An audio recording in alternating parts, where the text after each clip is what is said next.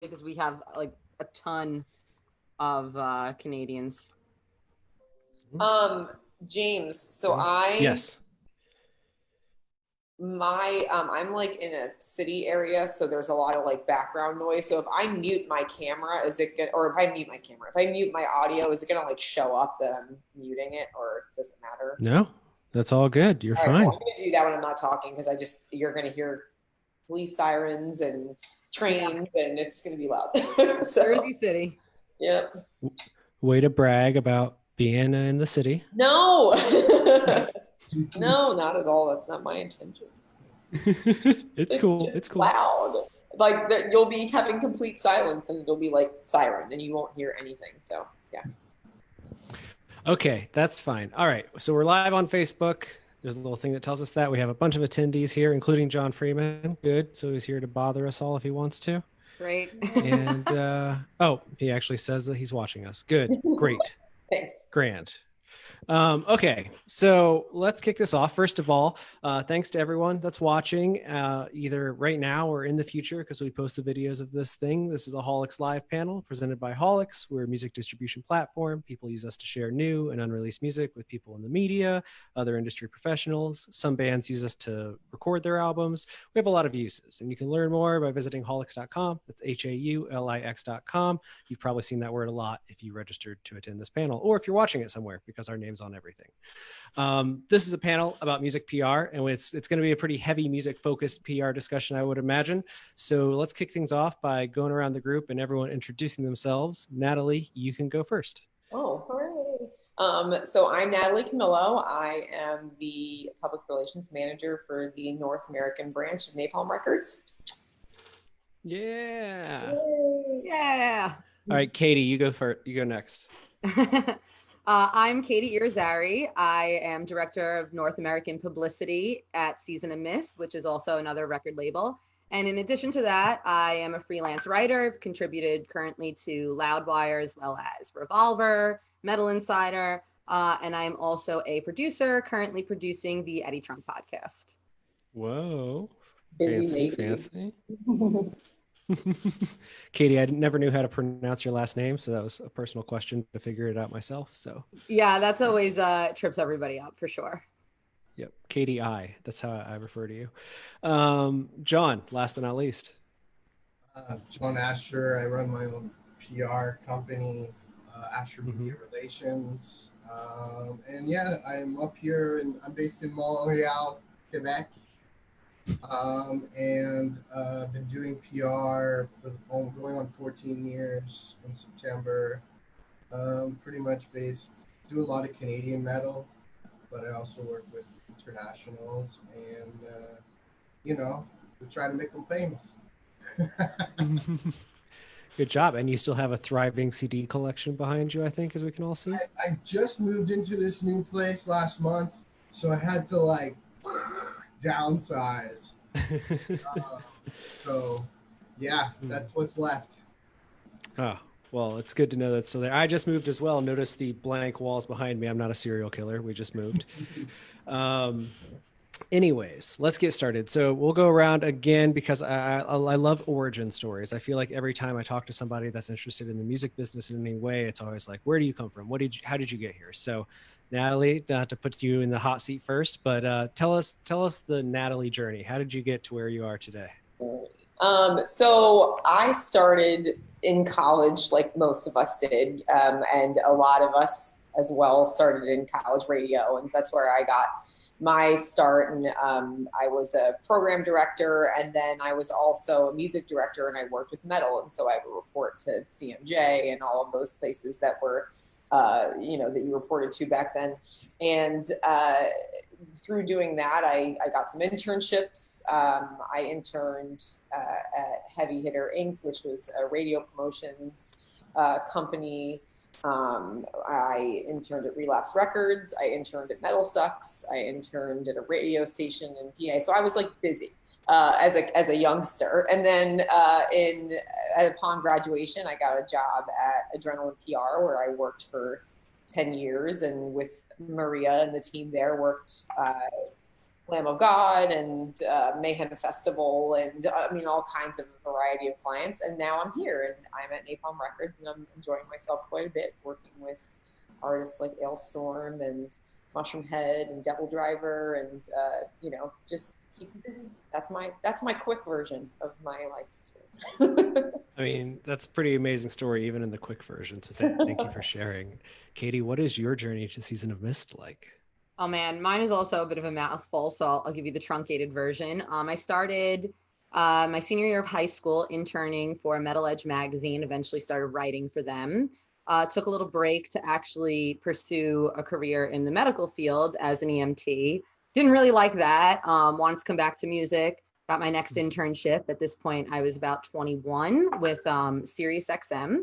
And working at SiriusXM led me to working with Eddie Trunk, who I've been with at this point for about 9 years now. And then through there, I've done radio promotion, working with skateboard marketing with Munzie.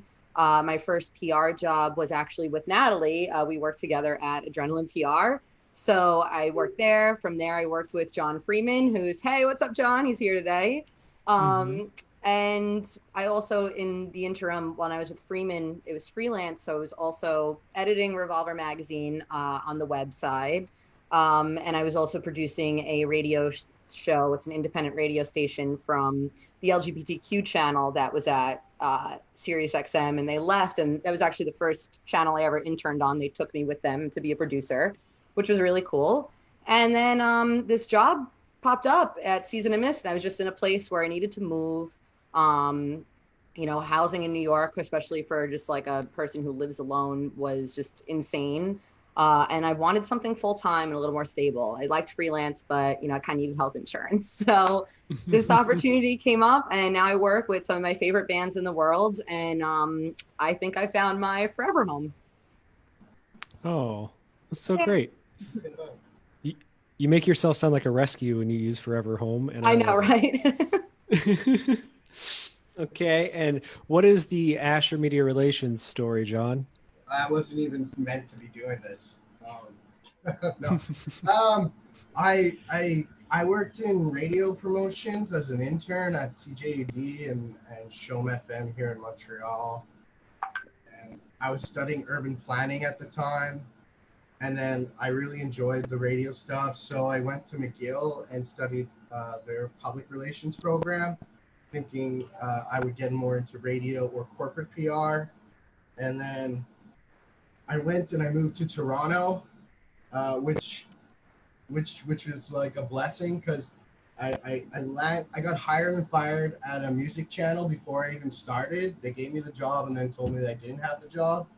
So after that was my epiphany, and I came back to Montreal and I was already involved in the music scene.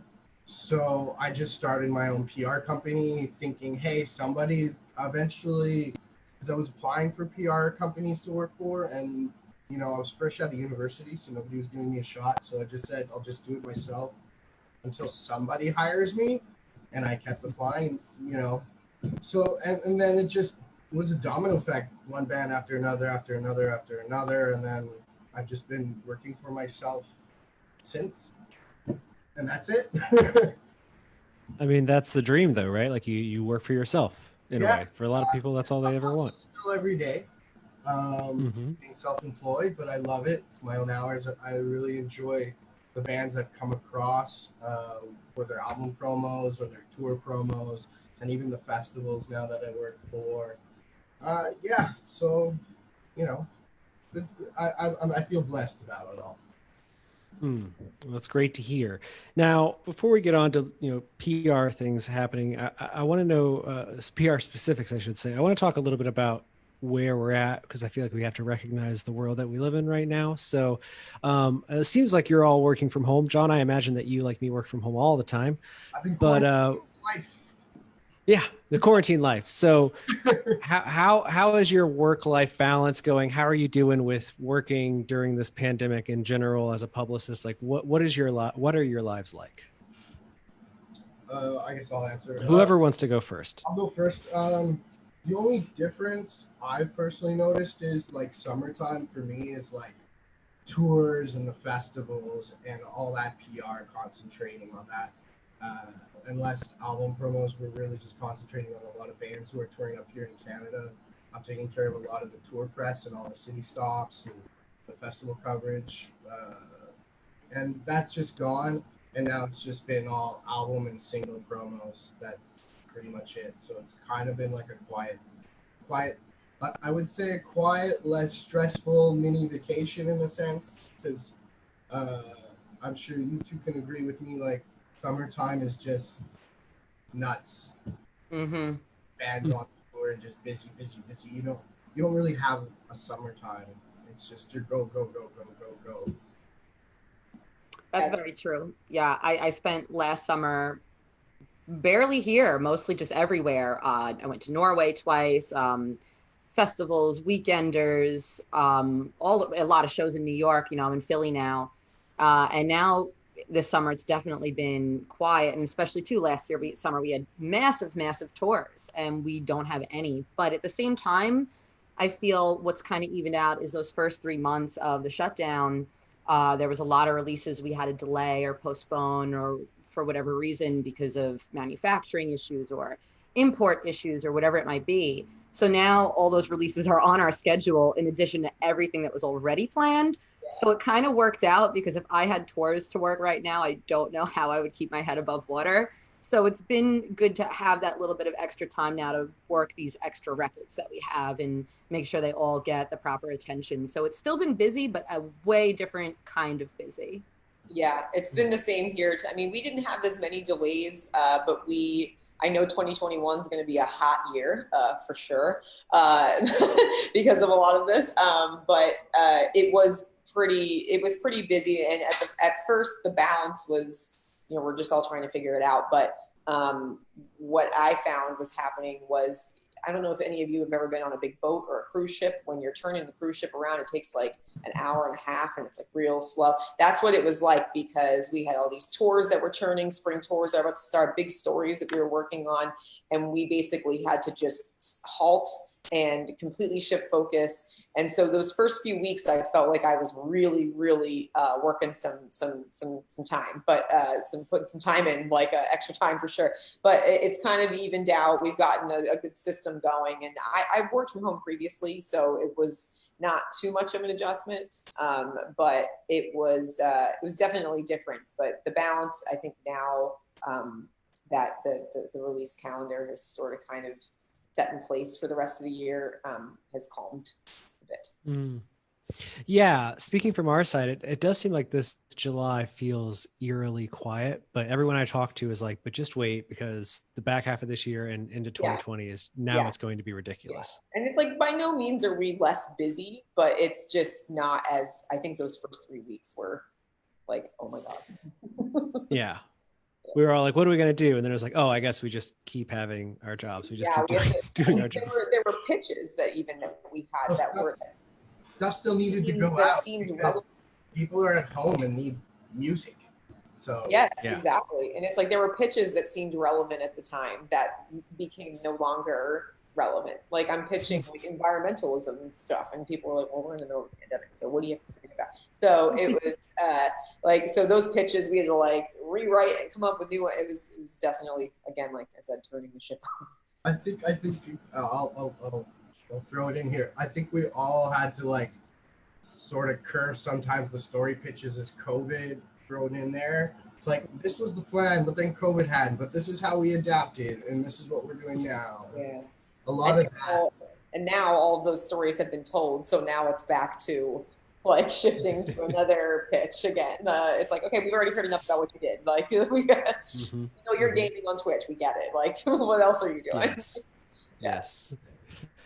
Well, let me ask you this, because that leads perfectly into the next question, which is, especially regarding newer or younger acts that you're trying to really help break with the PR campaign, what are you finding is working in a world where you can't be like, you have to see them live? I mean, of course, we still want to see them live, but when you can't be like, I'll send you to a show because they're on tour, how are you working to really get people to pay attention to artists, especially the lesser known ones? A big thing has been coming up with unique streamable content. Obviously live streams and live concerts have been a big part of it, but we want them to stand out instead of, so for instance, Green Carnation is a band that we have, and they just did one. And it was free to see the live stream, but for 5 Norwegian kroner, you can get a documentary, behind the scenes interview, and all this other like fun stuff. Or Barishi, they did an album stream, and instead of traditional, okay, the album's on YouTube, they filmed themselves listening to it in their apartments. So ways to kind of make that experience interactive. Because what is a live experience? It's interactive. You're there, you're present. So how can we make fans feel like they're present with the band? And it's having some level of communication. Even now we're doing more like Reddit AMAs, Gimme Radio specials. Gimme Radio, I will say, I'm sure every other publicist could agree here, have been amazing supporters and champions of all these bands right now and giving them this platform. So just doing things that these fans can now jump in, talk to the band, get up and personal with them, and feel like, okay, maybe I'm not at the concert experience, but if this is like hanging out backstage with them, like stuff like that, to kind of, like I said, just bridge that gap between what makes a live stream special and makes it feel almost like you're getting something that you might get at a concert. Right. Like we had a band, this band, this awesome group from Finland on our label called Wolfheart, which I'm sure a few people watching are familiar with.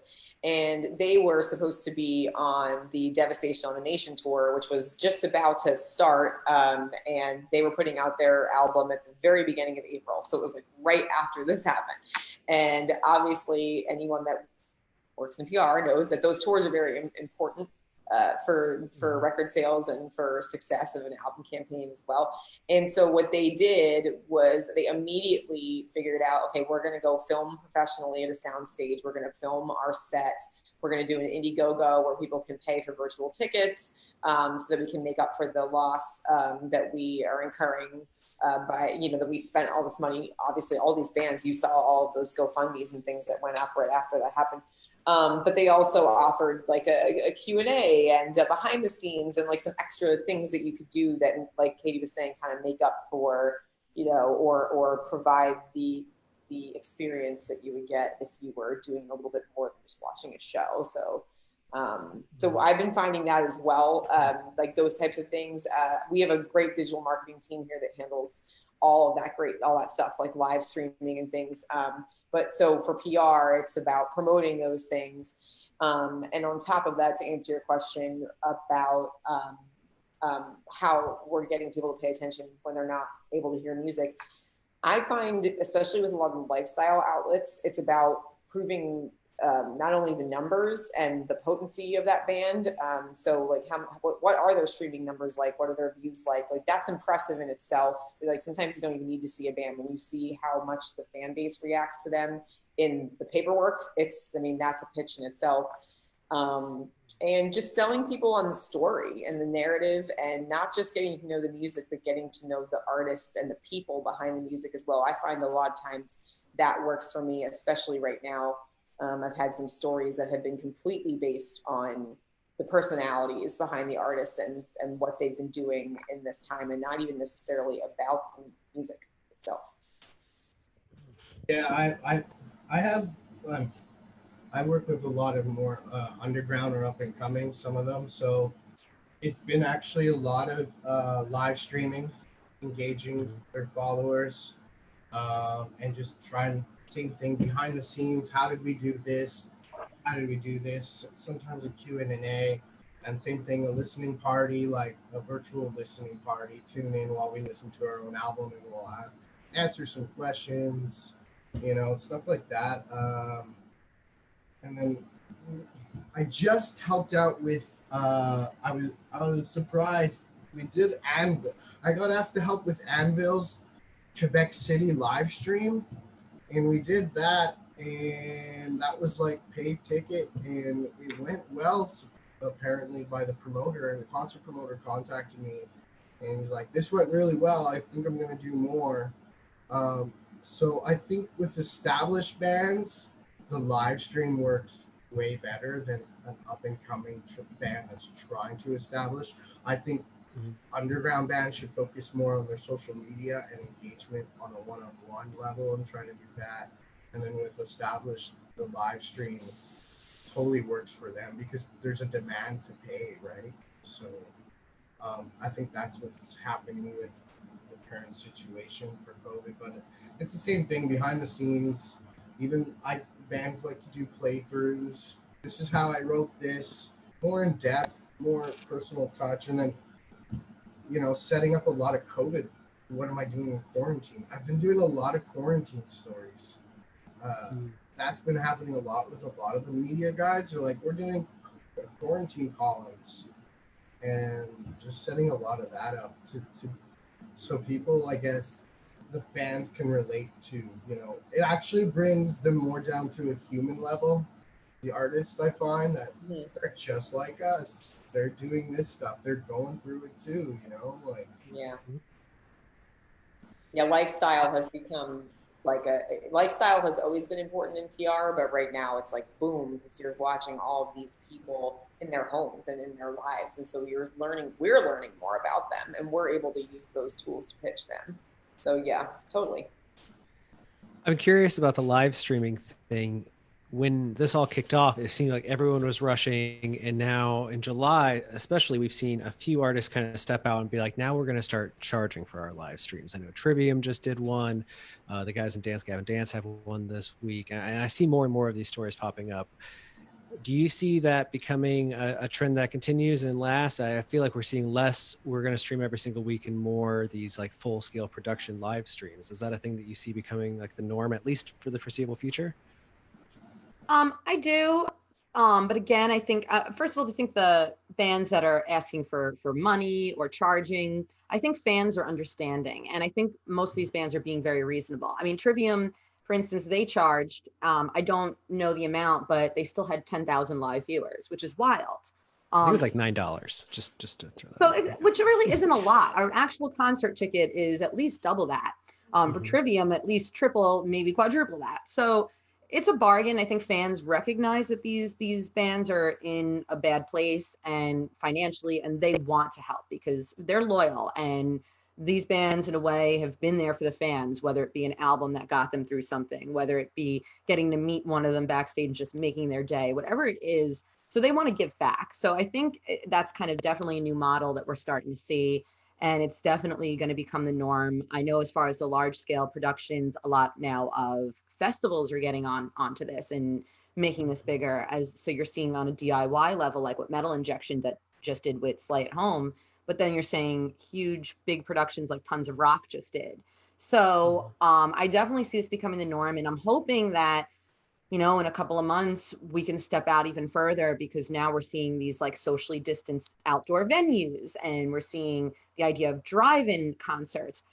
We even just saw something the other day about a band who did a drive-by concert and like tricked out their van. So like I'm hoping that we can now step outside the live stream box and really start planning how can we now take this to the next level safely. Right.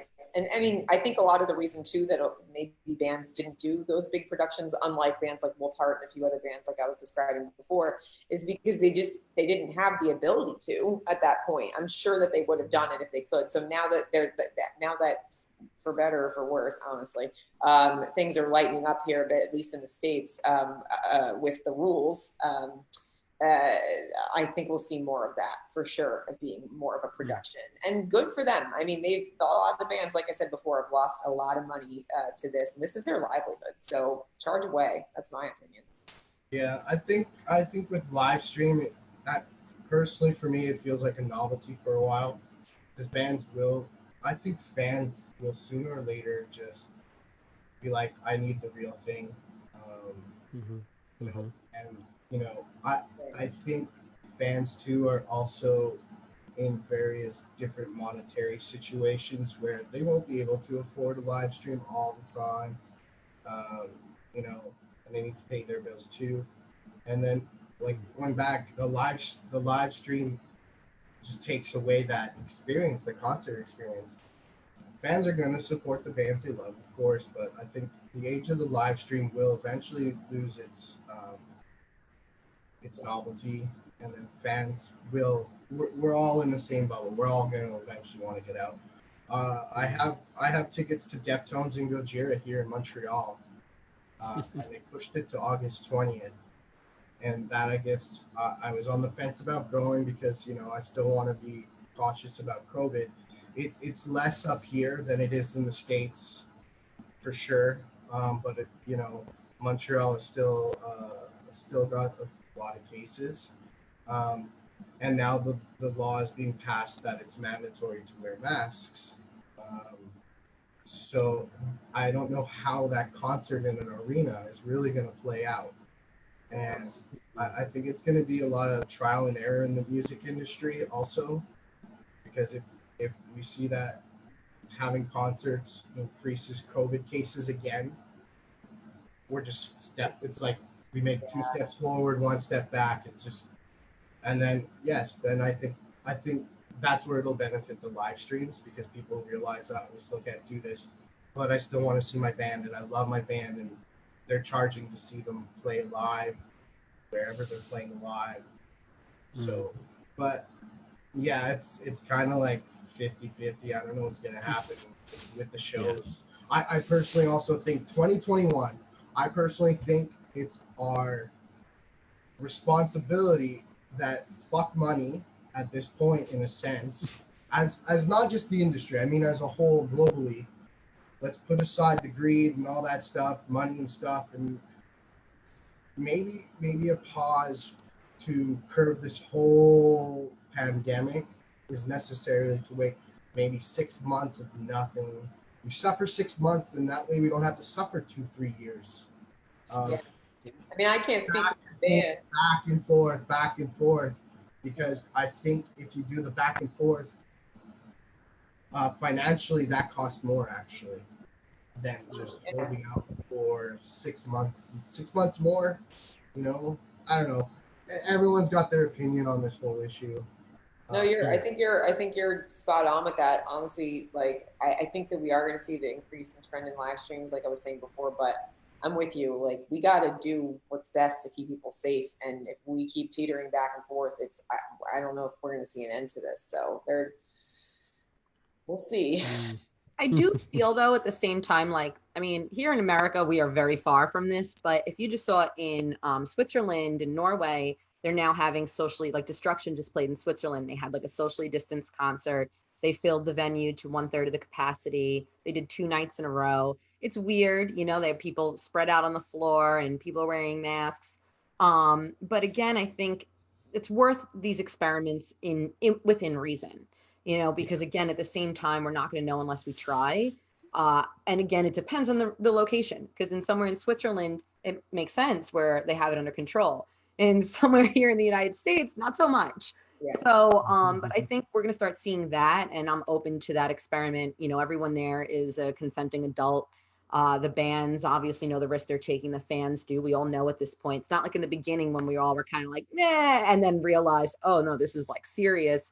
Wow, we were playing with fire. This is now we all know what the deal is. And, just be socially responsible. Go and then self-quarantine for 2 weeks. It's not that hard. And I mean, it seems that hard because people don't seem to be able to follow that. But I just feel if you really think about it, it is possible if we as like a community work together. Right. Yeah, absolutely. And I have moments where as a fan, like the Deftones tour here in the States got postponed to next year. And there's a part of me that was like, now I got to wait longer for the Deftones album. Like in my brain, I think industry wise, where it's like the Deftones ain't going to release that album until they can play that album. So now I got to wait till 2021 to hear the new Deftones record.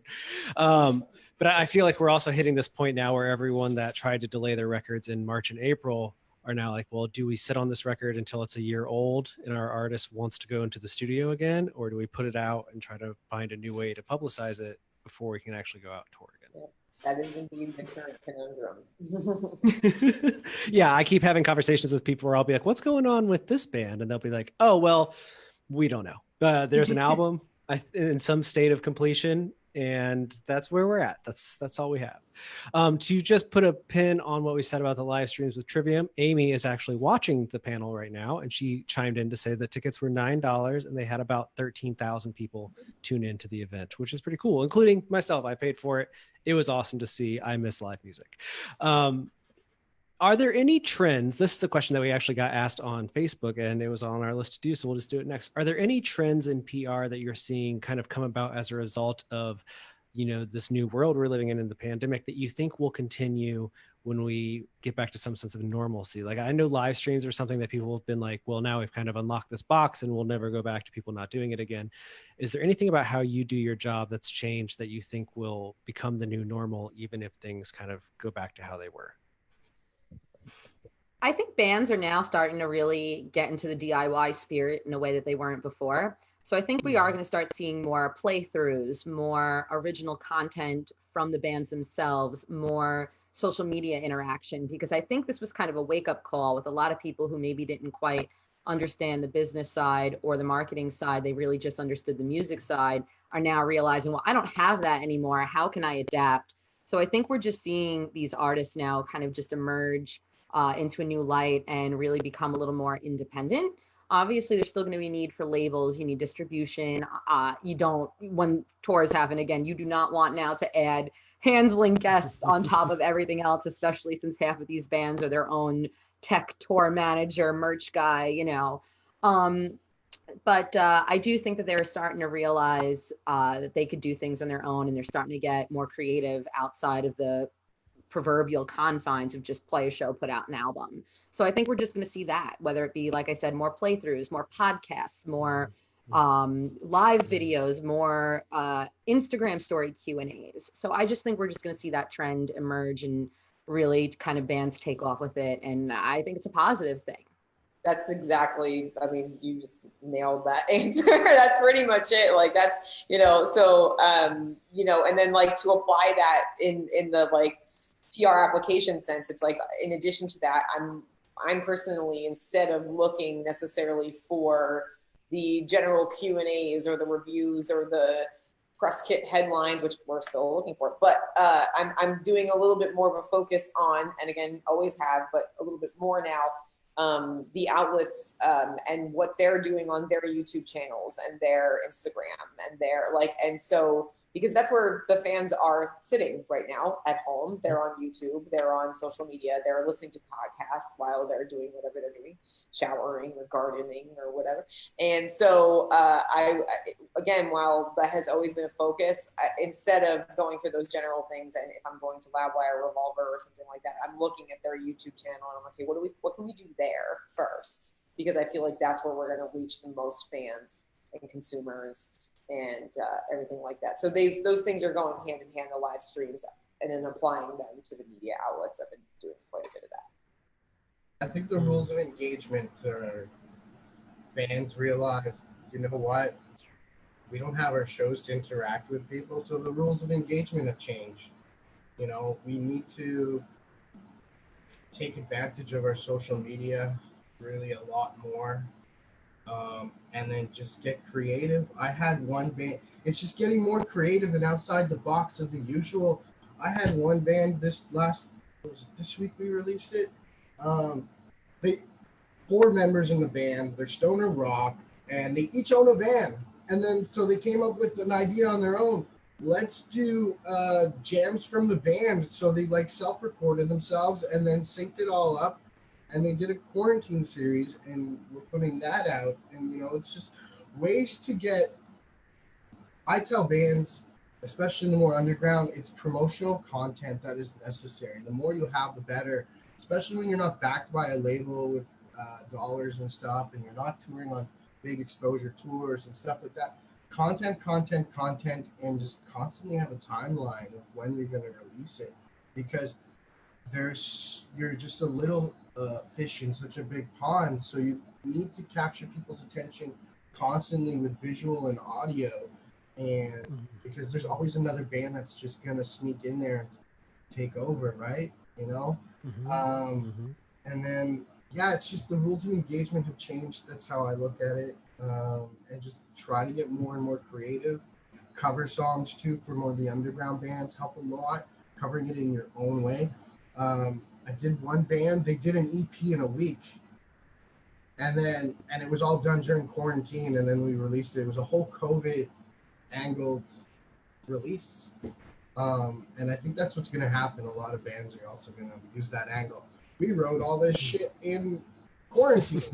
That's definitely happening. Crazy we got, you know, and so and that's going to eventually get old too, because everyone's going to be singing that story.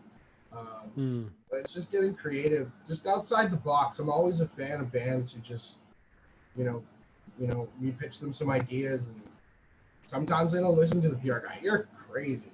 And then they'll come up with their own, and you're like, dude, that's great stuff. Why didn't you think of, well, I'm glad you thought of that. That's a great goddamn story angle or pitch or story or publicity stunt, anything to get attention right now, in a sense, minus anything negative or political or whatever. But, and then just to add, I think the new trend also is merch, COVID masks. I had one band just like that sell out so fast, and I'm kind of hoping at the Deftones Gojira tour here in Montreal, when they stop in August, there'll be exclusive limited edition COVID masks for Deftones or Gojira, because to me that's a cool novelty item to own. I would send you money for that merch item. That's and it kind of reflects on the age, reflect back. You can reflect back 10, 20 years from now. Oh man, remember that time? Yeah. We all had to wear the ultra rare COVID mask. Yeah. So I love it. A question that came in from people, and if you're watching this, you can ask questions on Facebook or on Zoom, and we'll try to get to as many of them as possible. A question that came in that goes off with something you said, Katy, we're talking about podcasts and YouTube and stuff. People were wondering that, especially right now, but in general, how do you feel about video and audio content versus traditional media, written word, email interviews, whatever it happens to be? Is there one that you find yourself seeking out or leaning towards more, or seeing being more beneficial? And this goes for everyone, not just Katy. But in general, do you find yourself leaning more towards multimedia now than maybe we have in years past? Yes and no. I mean, I think it's a pie, and there's just slices of the pie, and their best results are going to be if you eat every single slice of that pie. So whether that's the digital marketing side, whether it's just traditional print and interview side, whether it's a concert photo gallery, remember those concerts, stuff like that. Yeah. But at the same time, here again, particularly in North America, we're not like Europe where there's still print magazines and they're healthy. Same thing with radio. We don't really have active rock radio. Sure, we have a few channels on Sirius XM, but active rock radio for the most part is playing a very select amount of bands. It doesn't help the bands that I work with necessarily. No one's going to be playing Rotting Christ in Middle America anytime soon.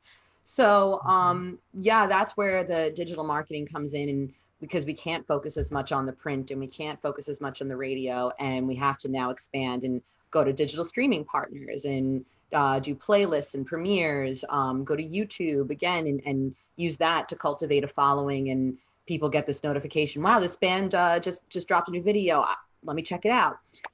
So stuff like that is, like I said, it's not necessarily preferential, it's just what's available to me. So that is more accessible because, like I said, print unfortunately here is dying, and especially now in the pandemic, a couple of magazines, the three majors here, have really been affected, whether they cut their page count down, whether they've moved to from a monthly to a bi-monthly, or moved from a bi-monthly to a quarterly. Our options now just went from like not very good to virtually non-existent.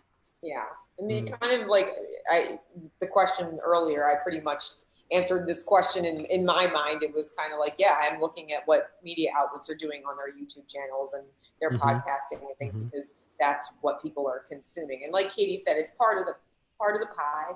I like to believe that pie is pizza.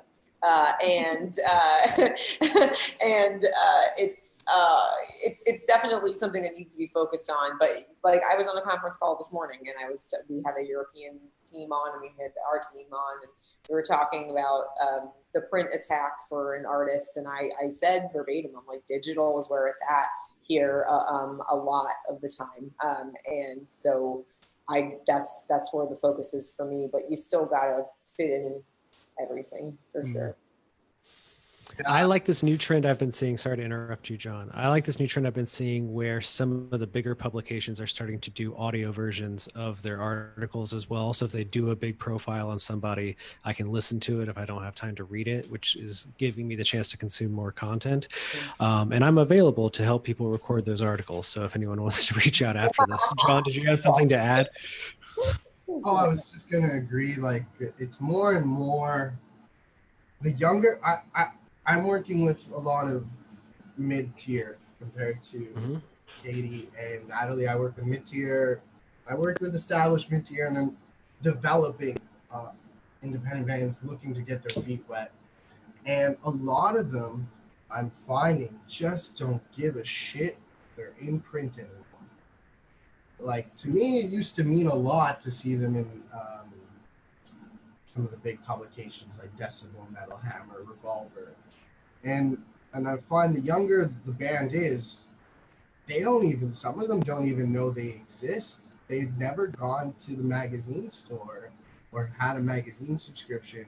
So to me, it's been coming. It hurts because I'm old school and I love print. I still love Decibel, Revolver, and Metal Hammer to read, and it's just it's been switched to online because some of them, these guys are in their early 20s or late 20s, and they only care about the social media numbers or being on Spotify. Spotify's in their minds is the biggest thing to them, and even if you get on big sites, publications, it still doesn't mean anything. They're just some bands are so jaded that they don't think they need the exposure.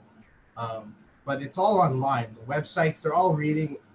Everybody's mostly reading online, and I find I put it like this, and it might be in some of your cities. I took the public subway here, and it's about 4 or 5 o'clock in the afternoon. School's out, all the high school students are there, and it's the quietest subway I've ever experienced these days. They're just glued to their phones, and they're just scrolling. And that's where the real target market sometimes is. It's just, what can we put on their Facebook feeds, on their Instagram, on their Twitters, on their Snapchats, TikTok, whatever you want to call it. And that's what I think is the big influencers, and getting everyone to share too is becoming more and more. And it's sad. I really love how a band looks in print. You pick it up and there's their spread of their picture and the interview, and it's in depth and it's exclusive. It's unique. It's not something you can read online. Sometimes, as the PR guys, our news releases are copy and pasted, and then so maybe 20, 30, 40, 50, 100 outlines are actually copy and pasting in there. You just got the same story running on all of them. So that's where I find print is really special. It's still unique. But it's sad. Yeah, it's dying. And I think we've been saying this for 10 years already, plus it's shifting to digital. And I found too, sometimes the print media that has gone under is because they just didn't get ahead of the game for their digital. I like Metal Hammer. Metal Hammer lets you, I use pocket mags, and I get I pay for a digital version of Metal Hammer because I can't because it also comes here a month to 2 months later in Canada. Yeah. So I want it right away to read. So stuff like that. It's just, that's my 2 cents on it. It's just we're all focusing more on the online interviews, but also what can we do on social media engagements too, right? You made an interesting point there too. I've noticed that as well with the age difference of the bands and what they're interested in and what they're asking for. The guys that have been doing this for a while, you can get them this awesome digital press kit, and they'll be like, "But where's my 6-page feature?" And and it's like, but you were named best song of the week 3 times by that publication, but it was online. Or you're on their playlists, or whereas the young guys, they immediately are going to our digital marketing girls and they're like, how do we get on Spotify playlist? Like, and they want to know, like, how can that YouTube reviewer review my stuff? Or can I get reaction videos? Like, how do I get those done? Like, how do we pitch those people? Like, so it's funny that you mentioned that, because I think we all noticed that as well. And you got to part of the game is making sure that these people are happy and making sure that they have what they want, but we definitely have to. Like Katy said, I'm also like that. You got to have every piece of the pie, and just, it's simple marketing. You got to be seen everywhere and anywhere multiple times until people are interested in, using their purchasing power to pick up the albums or go to the concerts or buy the merch. So they got to be seen everywhere and anywhere. Touring is just one piece of the pie that's out of I guess the PR game, because technically it's PR. You're playing a live show and you're pimping yourself out to the crowds. Yeah. That's gone, but you still got to use the media to get people interested and get new followers and new fans and convert you hopefully into purchasing power. Yeah, I learned from talking to Amy about the Trivium thing that she was getting requests from press for links to a live stream, and I was like, that's the new concert request. Like, can you give me that HD stream link? I had that for Anvil. That was what I was doing when we were doing the Anvil live. There you go. And I was amazing. I have to send a link so you can watch the show for free. And we did live reviews, and I found it and this was my first experience. So I'm just like, how do you review a live stream? And we did. It was good. Got the live reviews, and I'm still like, so somebody sat there at the computer and watched them play, and just Anyway, so it's an interesting time. We've got a couple of questions, so I want to try to burn through them all so I don't keep you guys too late. First up, from the good Jeremy Saffer, I never remember how to pronounce his last name. Jeremy. Photographer extraordinaire, always asks great questions. Today's is, what are the best and worst ways, the do's and don'ts, an artist can help or hurt their publicist in doing the job of being their publicist?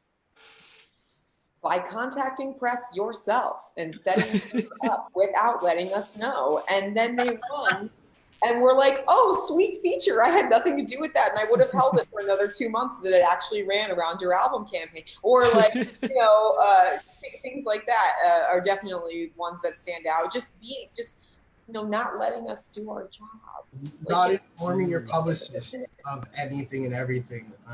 Oh my God, I was going to say that. Yes. What did you say? I missed it. When the publicist is not informed of everything and anything. Yes, let us know of everything. Or even if you have promotional tools or stuff you're doing, it's like halfway through the campaign. Oh yeah, I'm like a published author, and it's like, why didn't I know this? Give us all the tools. Absolutely. Yeah, I stress this often with artists. I need to know everything, and then also not jumping the gun on your social media sometimes. Where they want it to be positive, but it turned out negative, and then you're dealing with flack and then pissed off media. And anyways, there's stories like that galore. But I tell bands, just clear everything with me before you do anything.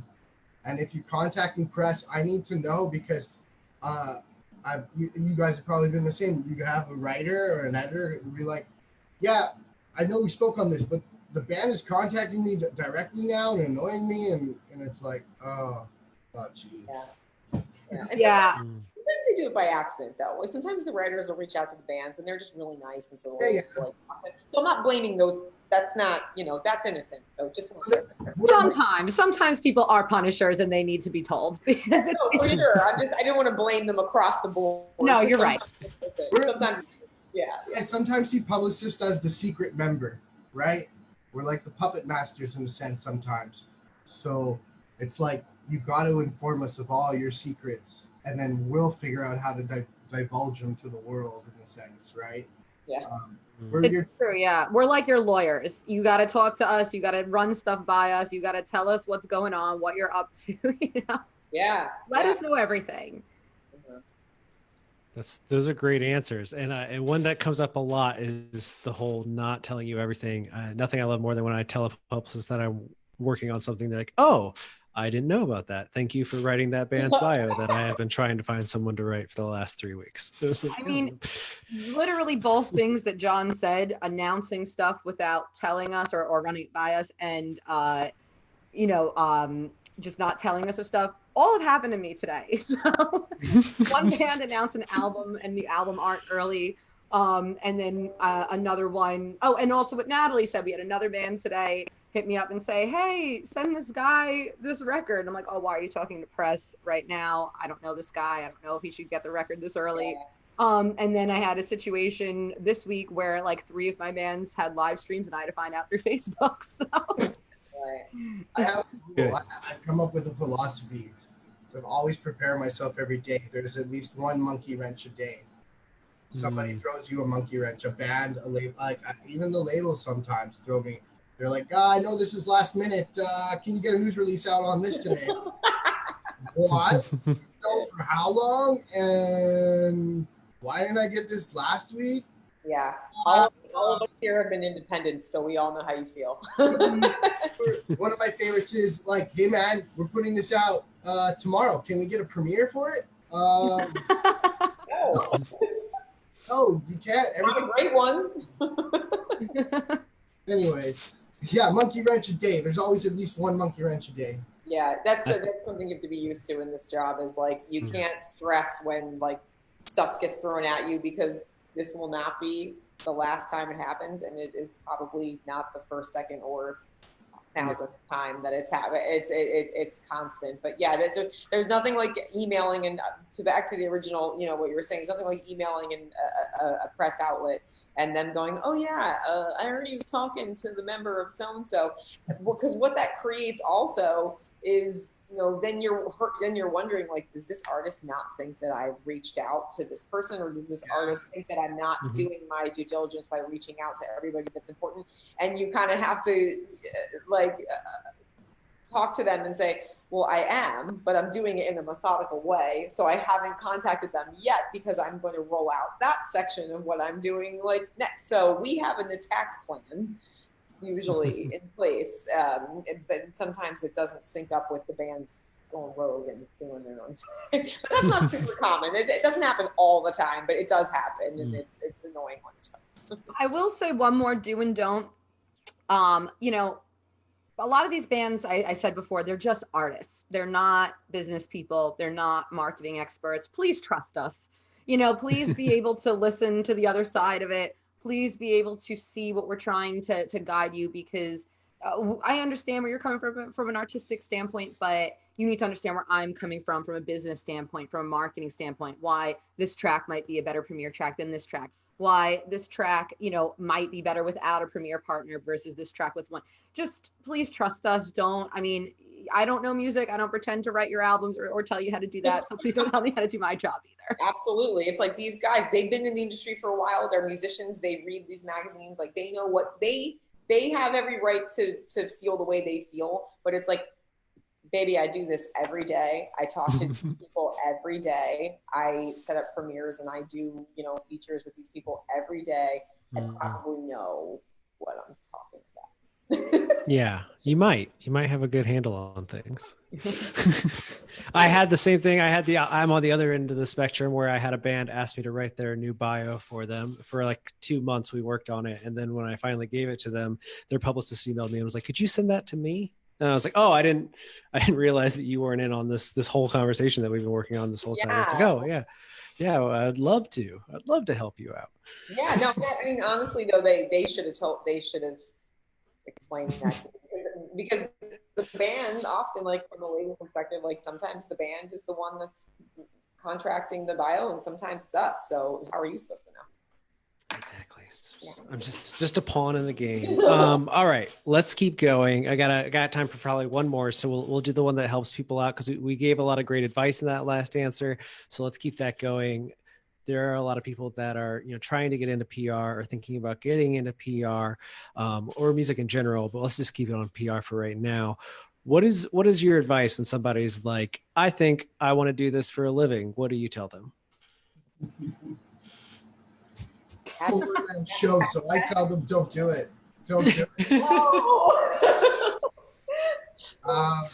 Honestly, like, I think my background is different from Natalie and Katy in a sense, where I started it from zero and up, and it was honestly really, really hard at the beginning, and so many times I wanted to give up. And I do miss the normal 9 to 5 some days and the steady paycheck in a sense, because it's like, you're always hustling. There's never stop. I even try to take a vacation and nobody leaves me alone, because you're always got to do something, and you're self-employed. If you're going to go do PR for as a self-employed publicist. It's difficult. It's really, really difficult. And it took by year 5 and 6 only to really see the fruits of my success and the labor and stuff. So you got to be willing to like be poor, number one, starving. No, I'm serious. You gotta like, it's really, really tough. And, lots of investment into travel. I did a lot of investment into traveling and meeting everybody in one-on-one situations and make that personal connection. So, it's a difficult job along with the stresses too. Personally, I think, working with artists and management and labels, and sometimes you just want to jump off the bridge because it's just like, what's going on sometimes. And then sometimes you really love the job because it's like, oh, wow, this is cool. This is what I'm doing. And, I'm working with this artist. This is really great. But it's just, if you go that route, it's just a very long route. It's a long, whereas I can't comment on Natalie and Katy. For your situations, you guys work for companies. So I haven't had that experience. I've just always been a freelancer. And it's difficult. It's you're just everything. You're the one man everything. And it's just time consuming. We've been independents as well, but neither of us, like Katy, I can't speak for you, but I don't believe so. We haven't owned our own company. No. So that's definitely a whole other ball of wax too. Like you basically are running your own. I want to add just one more thing because I've had interns come and they think, oh, the job is so cool. You're hanging out with rock stars. You're going to shows. But in the reality, it's an office job, and we're talking to a lot of editors, writers, radio. It's an actual job. We got to do work. So be prepared for that in long hours too. Yeah, like I'll add on to that. It is an office job. You're working long hours, and you're sometimes working off hours too, depending on what kind of clients you're working. If you're working live events as opposed to just records, because the live events make your schedule way more crazy, and at least in my experience. And you just really have to have like thick skin and be willing to put the work in. And it is not all fun and games. However, I will say that we all have had those moments where you're sitting side stage watching tens of thousands of people like with your band, or you're, like just having these amazing experiences that you can remember as being the high points of and it's like that. It's all worth it, like when you have those moments. So there are really awesome, fun moments, but most of it is, really hard work. You're at a desk, you're in Excel sheets, you're emailing a lot of people, you're doing a lot, like it's really that. But the advice I would give overall is, internship queen over here, get your internships when you're in college. And even if it's not necessarily where you want to work, put yourself on the trajectory of what you want to do. Like get into the types of companies that you will be, that can put you in further places. And that doesn't make sense, but let me I'll say, for instance, like if you really like a certain type of artist, go on the Facebook pages of those artists, go to the About section, check out who handles their PR. And if you notice a trend, maybe you should contact that person and see if they need interns. And if they don't, they might know related companies that do, and that'll still have you in that world that you want to be in, ultimately. So I mean, I'm a big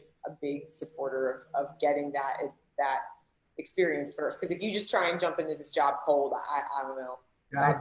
God bless. I honestly wouldn't also be here without doing an internship in promotions and radio, right? That was the key. Right. But I'm all for what just Natalie said. Internship is probably the key start for getting into any PR. Yeah. And one thing to add too is like you need to know if you're the right person, because like people say, like everyone's just said here, people just have this idea, oh, you just get to hang out with bands and listen to music all day. No, we're problem solvers. We are therapists. We are lawyers. You are filling multiple roles. And there's days where it's just, like we said before, you don't know what kind of monkey wrench is going to be thrown at you. And as publicists, we're always thinking ahead and always thinking what could go wrong. And I don't think anyone here on this panel ever once thought global pandemic. So always, no matter how forward thinking you are and how much you think you're steps ahead of whatever could go wrong, something worse will happen. That Yeah, and you have to have the guts to be able to go, okay, not gonna freak out, gonna deal with it, gonna do it the best way possible, keep calm. I mean, and we're all freaking out like to ourselves. Like, I mean, I'm sure there's people that work with me that are like, Natalie, you were freaking out. I think but like everybody has like their moments, but you have to be able to go, okay, like, and be able to turn it all around, turn the cruise ship around. And if you're the kind of person that can't deal with like rolling with punches and having to deal with some serious situations, especially like I'll bring up live events at Adrenaline, and we worked with live events all the time, and we were actually on the teams that were running the PR for these things, award shows, festivals, things like that. And it's hectic, it's crazy. Like when you're on the ground at these things, and things will happen out of nowhere, from like everyone's radios are dead to like I can't find this artist to, and they have to be on stage in 2 seconds. Like it's and you can't break down. And if you're the kind of person that can't handle that, yeah. What? Problem solving and damage control. I think we forgot to all mention that's all a lot of stuff we have to do. Yeah. Stuff, right? Yeah. Have a good conscience on your shoulders. Like, be able to make good, good conscious decisions, and there's something to be said for ethics and things like that too. Like, you can't just be like a loose cannon kind of person. You have to. A lot of times, you are making the decision for your artist on like big issues, and they are looking to you to be like, well, what do you think I should do? Like, you're an advisor to them, so it's beyond just sending out press releases, and like you have to, you're responsible. And if something goes wrong and they went to you, guess who that's on. Mm. All right, go ahead, John. We're so chatty. I know. I also have one quick thing. John, go first. Sorry. Go ahead. Oh my God. No, you're fine. Like how I started in PR, and it was like, man, okay, let's tell them how it is. Like, honest truth, like getting into PR, it's just be prepared to pay a few years of not seeing your success and just paying the dues and going the extra mile. I think that's key too. It's like, because the music industry is its own industry too. That's a lot of people don't understand. It's different from a lot of industry. It's cutthroat a bit, and can be conniving sometimes. So, and you got to have thick skin, like Natalie said, and patience. Patience is key, and it's like the artist too. Some of the artists, they wait 10 years until they get their record deal, right? So it's kind of the same thing behind the scenes. You got to have the patience and network with all the key players. And just be patient, and then eventually, you got to. It's working up the ladder, and if you're ready for that, then for the next 5 to 10 years of just working, then go for PR, and if you're good, yeah, I don't know, yeah, I'm We're publicists. We like to communicate. It's all right. No, I love it. There was one question that just came in. If hopefully now you have to run immediately, we can just answer this one I'm question. good. We're fine. We're publicists. It's okay. Yeah, you're all gonna be working till after the sun goes down, probably either way. Yep. So it's fine. John, this one is just for the ladies, unfortunately. So maybe you can still contribute. But Katy and Natalie, how has the transition been from your previous PR work to working at record labels? Was there anything that surprised you that was different from your previous jobs? Not yes and no. I mean, for me, the transition was really because I went from just doing tour press to be and working under someone to now being the person and the point person, and now taking on all these other responsibilities I hadn't had previously. But from working with an indie, I was able to work with a bunch of other labels, including Season and Mist.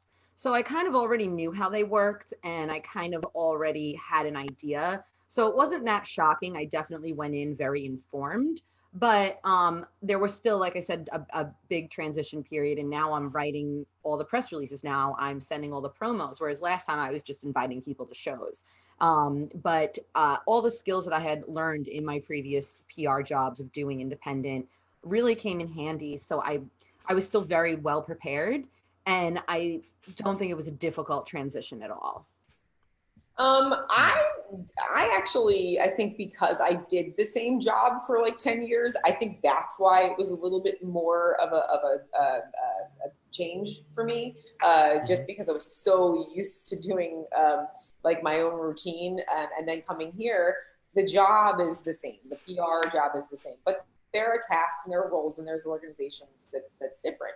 And so I would say it took me a few months to get comfortable, if not maybe a little bit longer, like fully comfortable. Everyone here was awesome. The team here at the label's great. I love everybody here. They were super understanding and helpful and training me and on everything that I needed to know. But you know, like you said, it's working in an indie. It prepares you in a different way. You're working, I think, a little bit more directly with the artists. You're working with a broader range of clients, depending on what your client base is. So not just working with album, CD, like you know, it's or you know, CD tour. It's more like I was working with festivals, like I said. I was working with award shows. I was building red carpets. I was doing things that like I just will not do here. So the experience, I just have this background that I can bring all this extra insight. And I think that, you know, some of the people here, when I was brought on, they recognize that as well. And that's really cool. And I'm glad that I'm able to apply that. But doing more groundwork as an independent, sometimes like when you have independent bands that come to you that aren't signed, they are looking at you to do some PM type stuff too. Like you're helping them pick their pictures, you're working on their timelines with them. Like you're really getting all that kind of stuff together. Whereas now at a label, we have individual people that do those things. So that experience exists as well. So it was a little bit of a transition to answer the actual question. It was a little bit of a transition, but I think all in all, it's helped me be even more prepared for this type of job. So love it. I love to hear it. Now, the last thing we always do is let people plug what they have going on. I'll go first since I'm the one that's already talking. Haulix just announced a brand new podcast series called High Notes. It's about addiction in the music industry. We're doing it with Heart Support and the Global Recovery Initiatives. There are 8 episodes in season 1. All 8 drop on July 28th. You can learn more on our blog. That's haulixdaily.com. And if you need somewhere to promote your music, Haulix.com is a great place to start. You get a free 1-month trial when you sign up. All these people here on the panel today have used it, including myself, for music that nobody's ever heard. And I would highly suggest that you check it out. Now, I know that all of you have a lot going on right now, from albums that have just come out to albums that you are currently promoting. I think at least 2 of you sent me emails with albums this morning. So everyone go around and tell me what you're working on, and a little congrats. I know the Mushroom Head record, I keep hearing people say nice things about, so I'll go ahead and shout that out. It just came out recently. We'll go in reverse order this time. John, what are you promoting right now? Jesus. I know this is like, let me look up. I'm about to say, John has a whiteboard right off screen. Yeah. I bet it's like. Not actually. I print out my timelines and all the things that I got to do for every band, and I just stick them to my wall with tape. I really do. Look, like, I'll show you. Here's some insight into the world of publicity. There you go. That's some insight. Wow. Yeah, that's it. I just put them on the wall. Anyways, so let's see. What am I working on right now? Hey, visuals are important. I'm all about putting paper all around. I need to see a million things at once. I feel you. We need visual reminders. Plus, I have like notes on my desk here. Digital reminders don't always cut it. You need to have stuff laying out in front of you. I get it. I'm sorry, I'm interrupting. I got it all. I got Google reminders, and I got like actual schedules of tasks to do every day. It's also that too, as a publicist, you got to be super organized on like stuff that needs to go out, like what's going out today. Oh yeah, we set up a premiere for this week, for this date. Oh, news release got to go out this time, blah blah blah. So what do I got going on? Well, I work with Anonymous, who are like very well known in Canada and Quebec. They're thrash legends. They just put out their 12th album, and I was trying to finish that today, writing the beer news release. They're putting out a new beer in promotion of it, so I got Anonymous has their first Spanish album, because they're from Quebec, so they do French and English metal, and so they just released their first Spanish album. So that just dropped last month, and the beer announcement, well, was kind of yesterday. It's coming along. And then just tons of bands I'm working. Mostly right now, like I'm a lower tier than Natalie. I'm not at the label. I'm a freelancer, so I work for a lot of independent bands, but I also work for Rock Shock Records in Italy. So I got a lot of their releases. And I guess I'll just name a few, like a Siren from Alberta. I'm just gonna name drop Canadian bands because that's all I do. A lot of. Good. Hit us. It's like you got Saints of Death from Vancouver, who have a 7-foot tall singer, who's you've seen in movies. He was in Batman, the original, and is a wrestler, professional wrestler. Twan Holiday, and then there's Serene Dark, Black and Death metal from Ottawa, who have Eric from Suffocation, I believe, did the drums or something on that, and then. I got actually Americans, Winter Nights from New York City, and Dre Mora from Seattle, and the list goes on, and a few other things. And then Sons of Butcher for Canadian guys.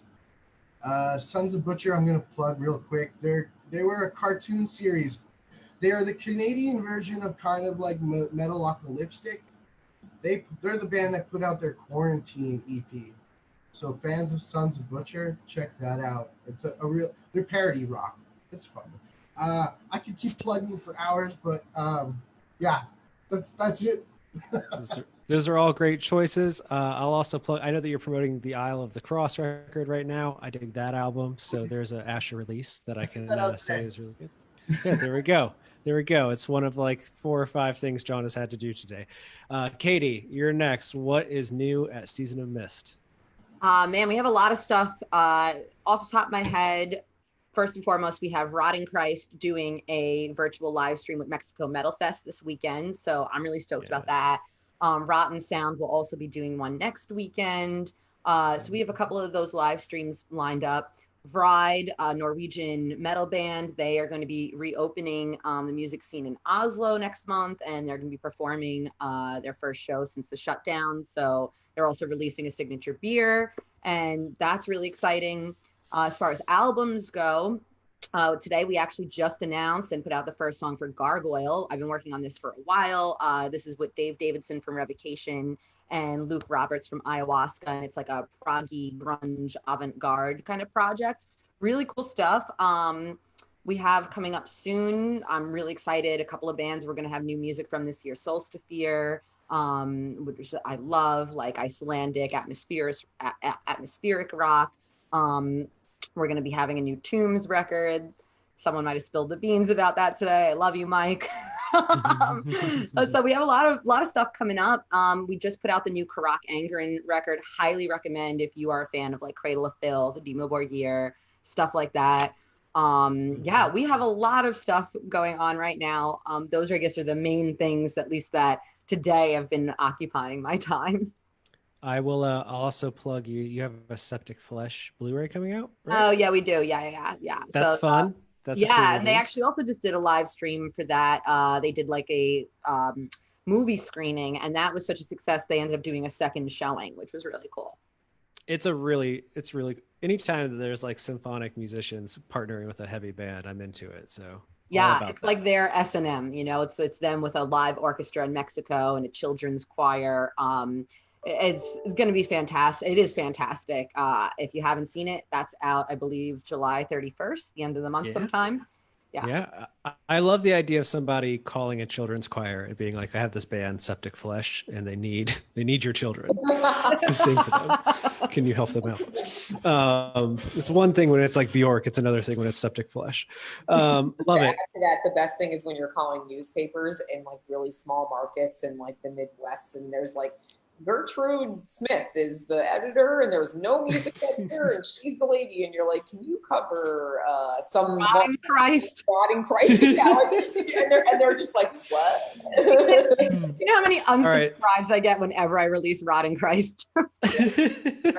So what's new? Go on. Did I just throw in this story with like the Rotting Christ? So sometimes, just for shits and giggles, I would purposely send black metal promo to a Christian radio station. Excellent. When they were touring, it would just have a laugh. Anyway, sorry, Natalie.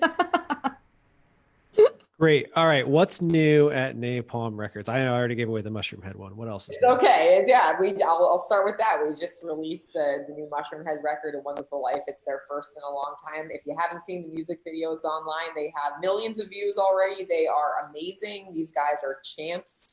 And that record's awesome. If you haven't heard it, it's like hit after hit after hit after hit. We also had, right before that, we released the BPMD American Made record, which is Bobby Blitz and Phil Demmel and Mike Portnoy and Mark Mengy and their 70s classic rock cover record. Before that, this spring, I mean, we had Ailstorm, we had Warbringer, we had Wolfheart, we had Aether Realm. If you don't know them yet, they're awesome. Check them out. Beyond the Black, we had a Grammy nomination earlier this year for Candlemass. It's been like a pretty nice year here. But coming up, we have live DVDs from Camelot and from Dee Snider. Those are coming out in the next month. Those are really great. Some new stuff that I'm focusing on at the current moment. We've got War Kings and Lord of the Lost.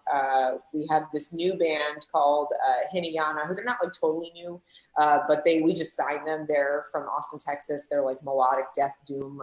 A lot of people compare them to Insomnium, but I think they're definitely a really well-rounded band. So they'll be putting out an EP at the end of August. And then beyond that, I would say the two other big focus records for me right now are the new Unleash the Archers album, Abyss, which is album of the year status, guys. If you're not listening to that record, you are asleep.